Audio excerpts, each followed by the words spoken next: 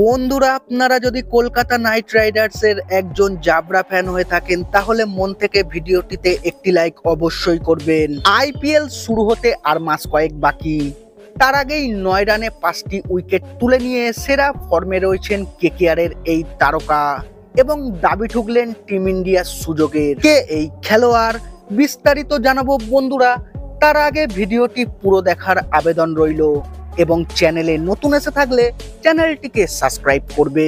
দুর্বল প্রতিপক্ষ, তাতে কোনো সন্দেহ নেই, তবে মিজোরামকে নিয়ে এইভাবে ছেলে খেলা করবেন এটাও আশা করা যায়নি। বিজয় হাজারে ট্রফির ম্যাচে বরুণের স্পিন জালে জড়িয়ে নিতান্ত সস্তায় গুটিয়ে যায় মিজোরামের ইনিংস। পাল্টা ব্যাট করতে নেমে জয় তুলে নিতে বিশেষ সময় নষ্ট করেননি তামিলনাড়ু।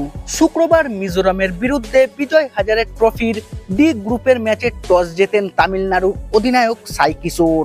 টস জিতে তিনি শুরুতে ব্যাট করার আমন্ত্রণ জানান প্রতিপক্ষকে। 21.2 ওভারে মাত্র 71 রানে অল আউট হয় মিজোরাম। 3 নম্বরে ব্যাট করতে নেমে মিজোরামের হয়ে সব থেকে বেশি 23 রান করেন অগ্নি চোপড়া। 30 বলের ইনিংসে তিনি 4টি 4 মেরেছেন। ওপেন করতে নেমে 14 বলে 12 রান করেন উইকেট কিপার জুহু অ্যান্ডারসন। তিনি একটি 4 ও একটি ছক্কা মারেন। 6 নম্বরে ব্যাট করতে নেমে মোহিত 22 বলে 17 রান করেন। তিনিও একটি 4 ও একটি ছক্কা মেরেছেন। মিজোরামের আর কোনো ব্যাটারি 2 অঙ্কের রান করতে পারেননি। ক্যাপ্টেন ববি 3 বলে 1 রান করে আউট হন। তামিলনাড়ুর হয়ে 5.2 ওভার বল করে 2টি মেডেন সহ মাত্র 9 রানের বিনিময়ে 5টি উইকেট তুলে নেন বরুণ চক্রবর্তী।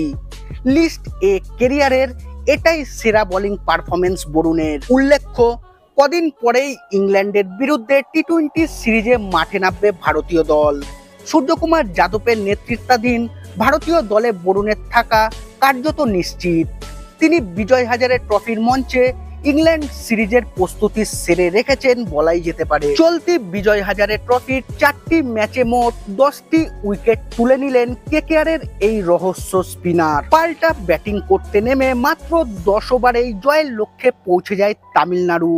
তারা বিনা উইকেটে 75 রান তুলে জয় ছিনিয়ে নেয়।